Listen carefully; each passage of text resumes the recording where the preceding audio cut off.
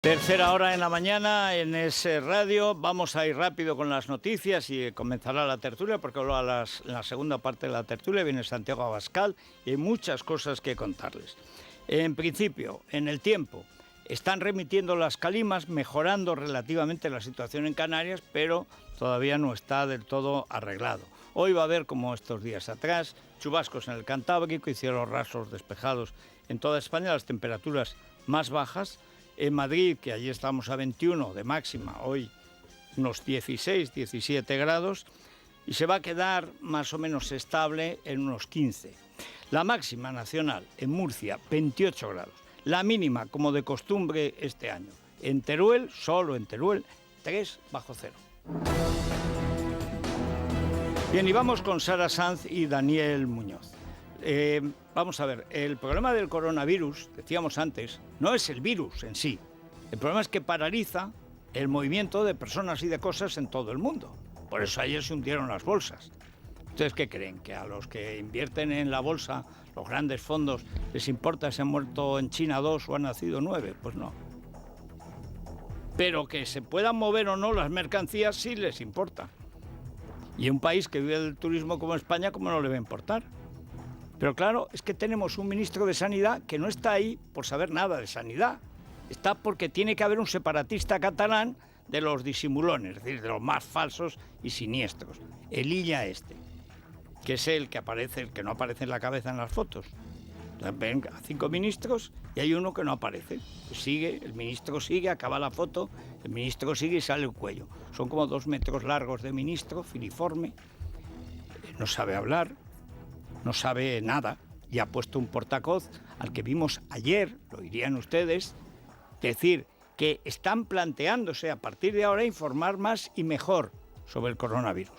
Esto lo dice el jefe de prensa, de comunicación o como le quieran llamar ahora.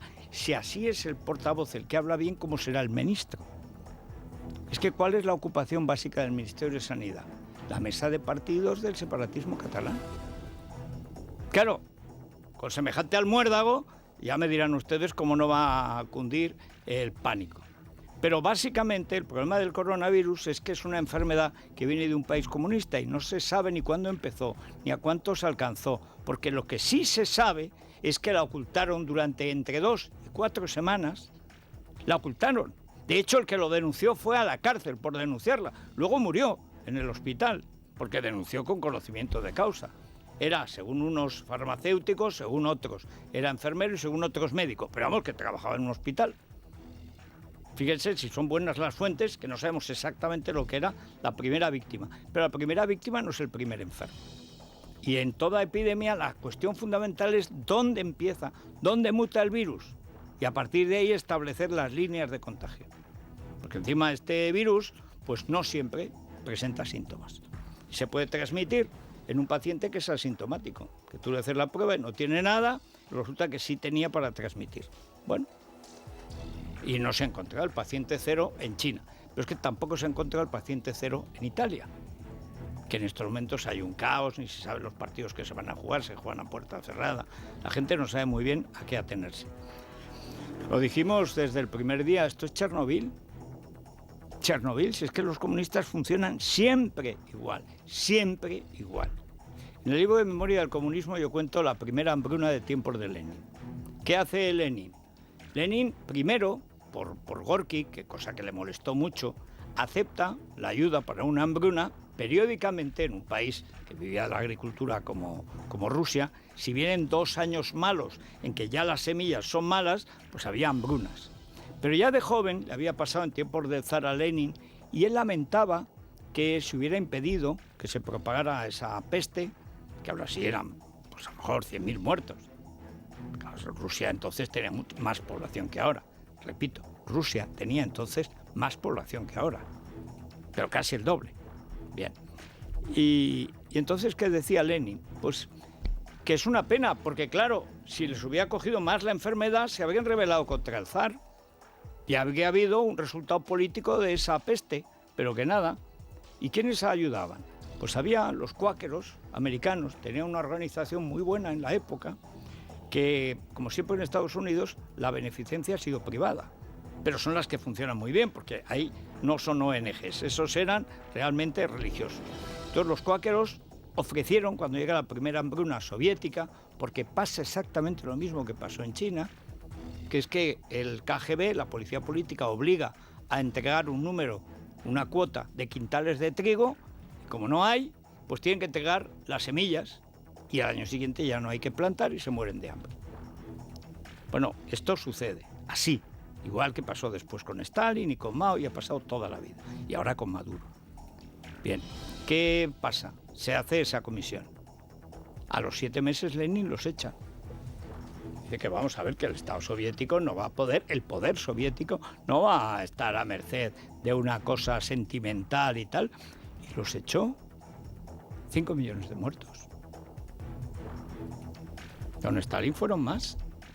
Con Mao ahora reconocen 27 millones. Oficialmente reconocían 700.000.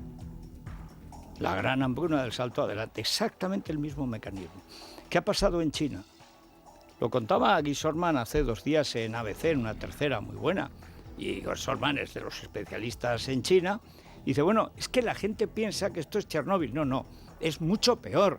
Porque la China actual, que es una China hipercomunista, es lo contrario de Gorbachev. Gorbachev quería salir un poco del comunismo, al menos en la represión. En China es exactamente al revés. Están volviendo con Xi Jinping el culto a Mao, a Stalin y a Lenin, que es el asesino primero, es el paciente cero, mejor, el virus cero del comunismo es Lenin.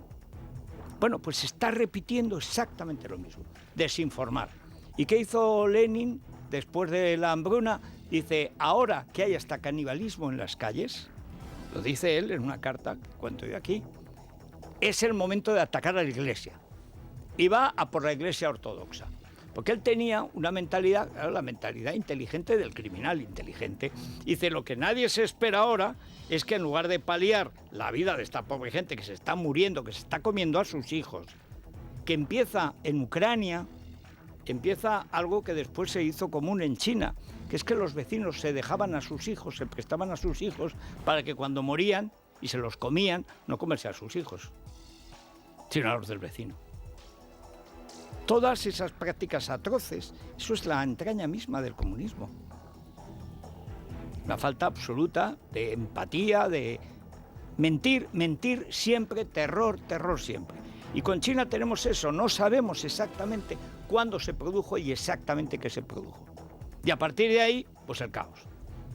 Y encima, si hay un país caótico, divertido, pero caótico es Italia. Mira por dónde ha ido a caer en el norte de Italia. Dirán ustedes lo más, digamos, lo más avanzado. Sí, será lo más avanzado, pero a lo mejor en el sur lo hubiera controlado la mafia.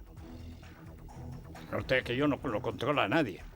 Bueno, resultado, hundimiento de las bolsas, y aquí tenemos ese Ministerio de Sanidad, que es básicamente un ministerio separatista catalán más, que está ocupado en aquello, pero no en esto.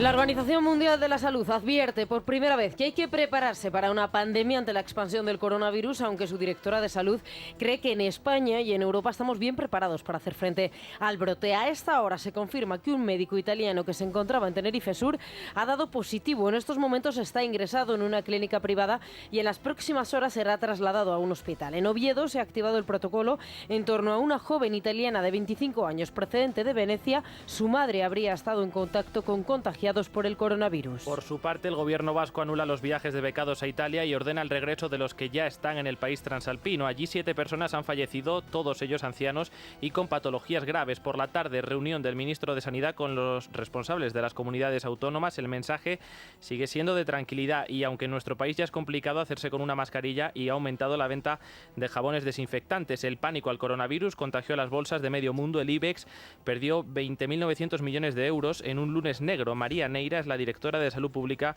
de la Organización Mundial de la Salud. La escuchamos junto al ministro Salvador Illa. ¿Qué va a pasar fuera de China? Pues probablemente algo similar. Con lo cual Todavía no estamos en esa fase de pandemia, hay que prepararse para responder a la epidemia, sobre todo en los países que no tienen las capacidades. En los nuestros yo creo que estamos ya muy bien preparados, hablo nuestros, España o cualquier país de la Unión Europea. Cualquier persona que haya estado en una zona de riesgo, que haya entrado en contacto con personas que sepa que tienen la enfermedad y que tenga una determinada sintomatología, lo que tiene que hacer es dirigirse a las autoridades sanitarias. Tampoco hay que caer en situaciones de más alarmismo. Dice, cualquier persona que ha estado en personas contagiadas o que tenga los síntomas, que se dirija al médico, pero no tiene que alarmarse, no, hombre, no. Dice, hombre, yo como me acosté con una que resulta que tiene el coronavirus y además yo ahora estoy hecho una piltrafa, porque esto que tengo no es gripe, entonces pues voy a ir al médico, pero sin alarmismos. O sea, ¿por qué me voy a alarmar? Bueno, tengo 77 años, tengo 2 trasplantes, salí hace poco de una neumonía grave, pero alarmarme, ¿pero por qué? Y solo muere la gente mayor, yo me siento muy joven. Este es el ministro de Sanidad.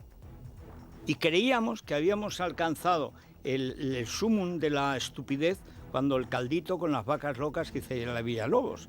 Creíamos que era lo máximo, lo más estúpido que se podía decir. Bueno, Celia Villalobos, Marie Curie y Isabel la Católica, al lado de Lilla este. Si alguien está en contacto con los del coronavirus y además tiene síntomas, debe ir al médico, claro. También se puede quedar en una esquina vendiendo la farola, que ya no hay, pero se vende en todo colección. A mí me han pedido limosna con una farola en plástico, que 10 años después de que dejara de salir.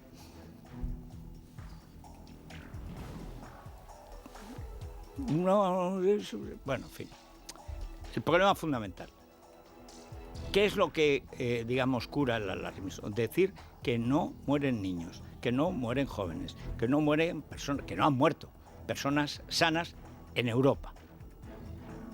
Nadie. No, nadie. No sabemos lo que puede pasar en días venideros, pero de momento nadie. Que los muertos han sido personas que estaban ya en el hospital o que estaban mal, estaban en tratamiento en su casa y que han recaído de una enfermedad grave. En general, gente por encima de los 70 años y con alguna enfermedad grave, normalmente pulmonar, que es donde más fácil te puede afectar este tipo de infección.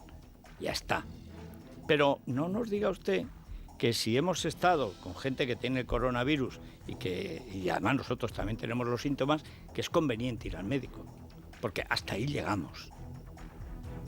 Claro, lo dice un catalán nacionalista. Que un catalán nacionalista, como nosotros hablamos la lengua de las bestias salvajes, pues no sabemos lo que nos conviene. Y este tipo de necio, que solo se produce en Barcelona, es una mutación también. Antes en Barcelona no había tantos tontos por metro cuadrado. Fatos y eso sí, presumidos y eso lo que ustedes quieran. Pero tontos las 24 horas del día, tontos abiertos día y noche, esto no lo había. Y ahora, así, empezando por Illa. ¿En qué se nota? Bueno, Illa es que está muy ocupado con la única aglomeración humana donde, mira, el coronavirus sería un castigo de Dios. La mesa de partidos que ya no dejan de llegar polizones. Aquello al final se va a hundir el Titanic no por el iceberg, como decían los castizos, el iceberg. El iceberg no, al final se va a hundir porque no van a caber.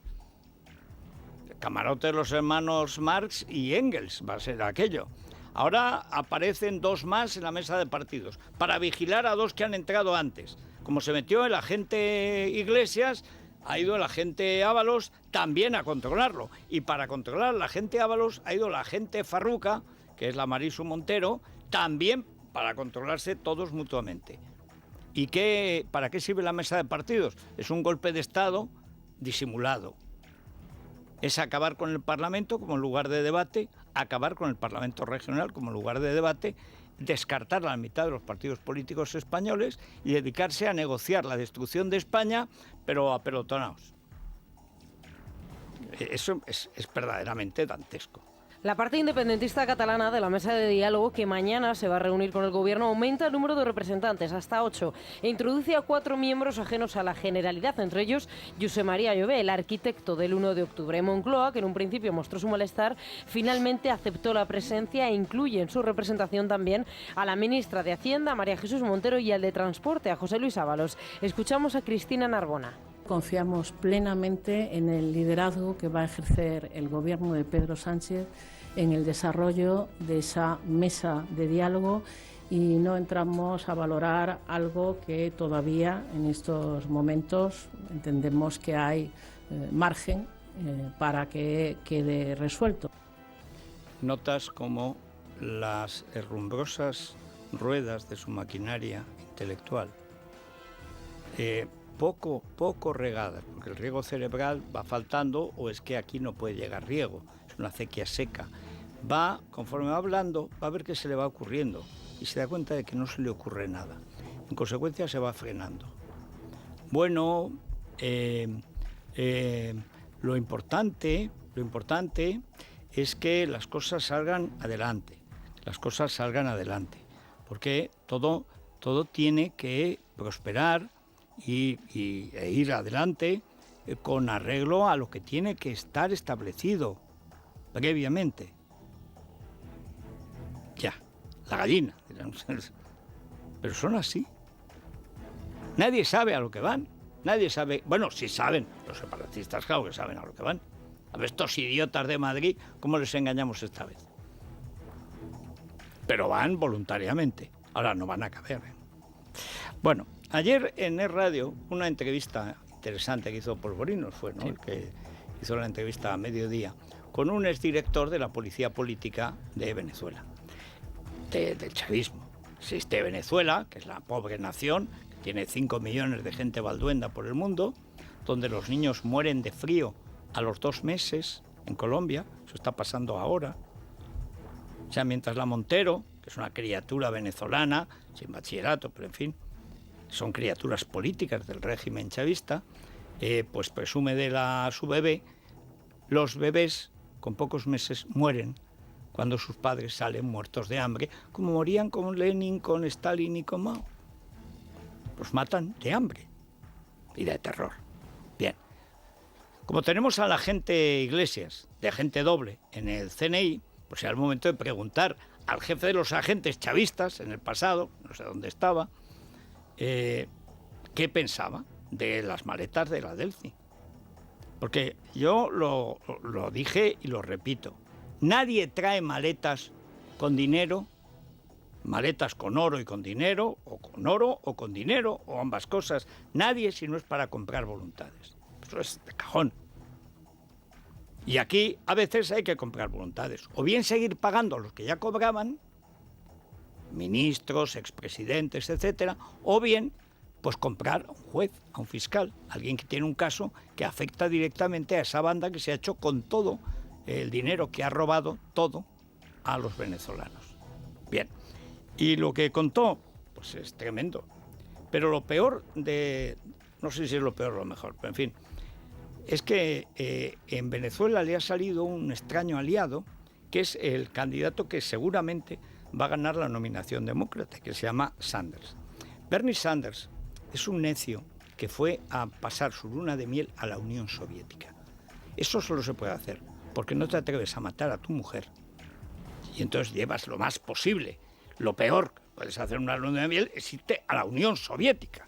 Pero esto fue en los años 50 o 60, porque él tiene unos 900 años. Tan Matusalén y Bernie Sanders. Lleva toda la vida siendo el más radical. Y como los demócratas están tan desesperados con Trump, han dado en votar a la auténtica escoria intelectual del Partido Demócrata. Bueno, al lado de hasta la Pelosi es una moderada. Y ayer se puso a hablar de Cuba, que es hablar de Venezuela, porque los que mandan en Venezuela, lógicamente, son los cubanos. Y se lió. Y entonces, ¿quiere usted decir que en Estados Unidos puede ganar las elecciones una persona que dice que no todo es malo en Cuba?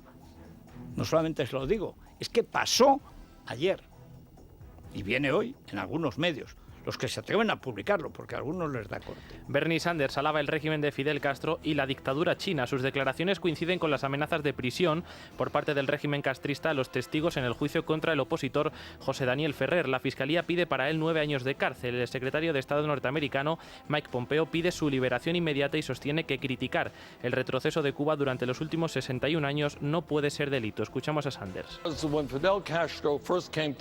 Cuando Fidel Castro llegó al poder en 1959, puso en marcha un programa de alfabetización para enseñar a leer y escribir a la población. Eso es algo bueno. China es otro ejemplo. Es un país autoritario cada vez más, pero nadie puede negar los hechos. Es el país que ha sacado a más gente de la pobreza en la historia. Eso es un hecho, no se puede negar. Sí, claro que se puede negar. Soy idiota. Claro que se puede negar. Primero, no tienes ni idea de lo que hablas. Cuba era el 4.º país en alfabetización del mundo. Cuba, cuando llega el sanguinario asesino Fidel Castro al poder, tenía un régimen de educación que tú desconoces porque eres un racista, típico racista, que para los hispanos está bien el comunismo, en mi país no, pero para estos pobres sí, razas inferiores. Copiado de España. El sistema de enseñanza pública y el sistema de sanidad pública, que era el clásico español de la iguala con el médico, funcionaban extraordinariamente bien.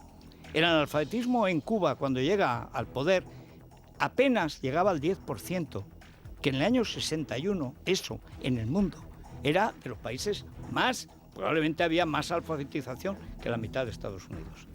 Este imbécil, este tío siniestro, ni siquiera lo sabe.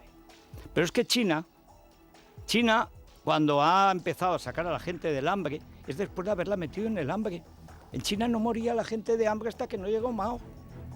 Este necio criminal, este siniestro idiota, este analfabeto, criminoso, desconoce a los que mató Mao. Antes recordaba una hambruna, la mayor hambruna de la historia de la humanidad, la desencadena el siniestro Mao Zedong.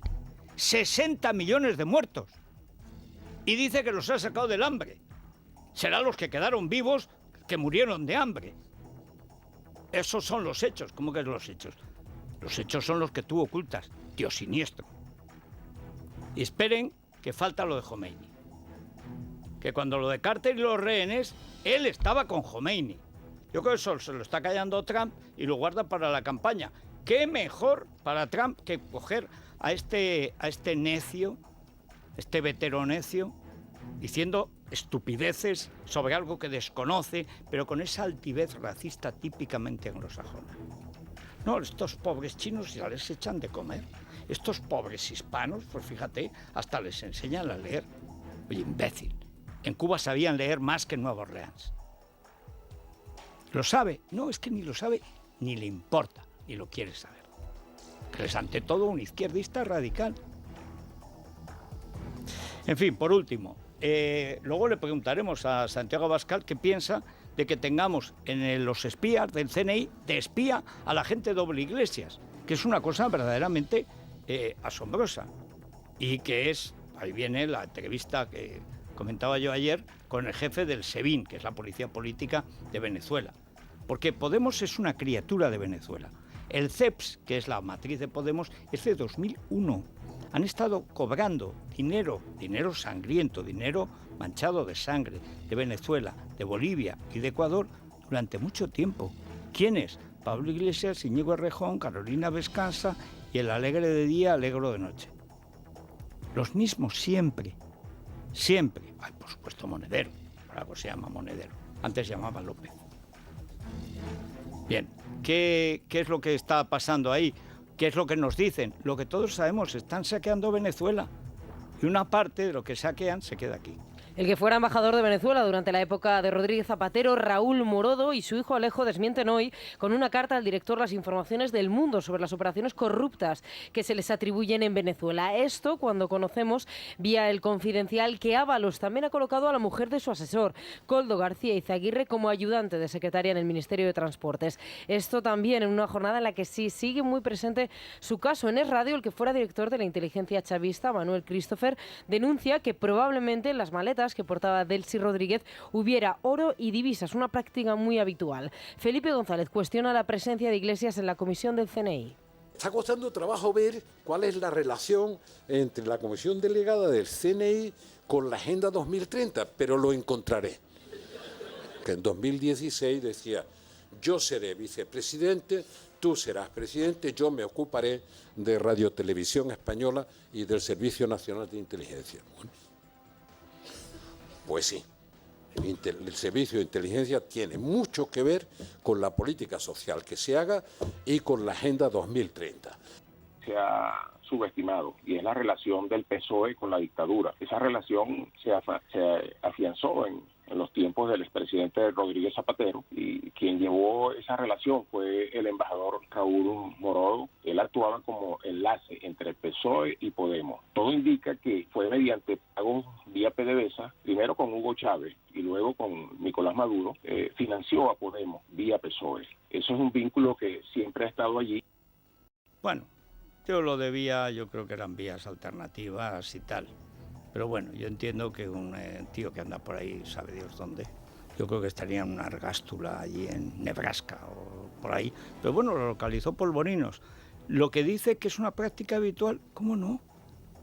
Traer maletas con oro, aunque yo creo que sobre todo divisas, si tienes que comprar a un juez en España, porque aunque parezca increíble, y dígase lo que se diga, en España también hay jueces corruptos. Palabra. Ya sabe que es el único país donde no hay ni un solo juez condenado por complicidad o por corrupción por el narcotráfico. Es un caso único en el mundo. En España tenemos un contravirus que es contra la corrupción. Solo afecta a los jueces. Se pueden corromper los políticos, los embajadores y tal, pero los jueces jamás, y los fiscales mucho menos. Por eso tenemos ahí a Dolores Delgado. Pero es fácil que si hay un juez blandito, o simplemente que lleva un caso delicado para el narcotráfico, que son todos los de Venezuela, porque esto conviene repetirlo. Todo lo de PDVSA se considera narcotráfico en Estados Unidos. En Estados Unidos, oficialmente, PDVSA lava el dinero del narcotráfico. Por eso, cuando aparece Zapatero, yendo en el avión privado de PDVSA, uno de sus 8 aviones privados, en la sede de PDVSA, que ahora está en Moscú, no se han podido llevar todos los fondos. Porque ahí están a ver quién se lleva más fondos. Están las hijas de Diosdado Cabello, que es el número 2 del régimen, del narcorrégimen, están en Pekín. Se ha casado una. Se calculan 20 millones de dólares lo que se ha gastado en la boda. Y lo ha sacado a las redes sociales. Esto es el comunismo real. El comunismo real que no se puede separar del narcotráfico, ni tampoco de esa fatuidad hortera de los narcotraficantes. ¿Ustedes qué creen? ¿Que queda todo en Narcos México? No, hombre, no. Aquí los primeros abastecedores de cocaína del mundo son las FARC. ¿Dónde vive Timoshenko? En La Habana. ¿Qué es La Habana, la capital de Venezuela? Si es que es así. Y en España, ¿a cómo está el kilo de ministro? Bueno, el de Podemos gratis, lo hacen, encantados. Pero habrá un juez, habrá un ministro, habrá un fiscal. Y esos, oye, antiguamente se decía nadie resiste un disparo de $1 millón. ¿Y si es de euros? ¿Y si son 5? ¿Y si es una maleta con 15? Es que con 15 millones de dólares ya tienes tú, tus hijos y el resto. Y no hay corrupción judicial en España. No se ha vendido nunca, jamás, ningún juez. Por favor. En fin, vamos a la tertulia. Es la mañana de Federico, con Federico Jiménez Los Santos.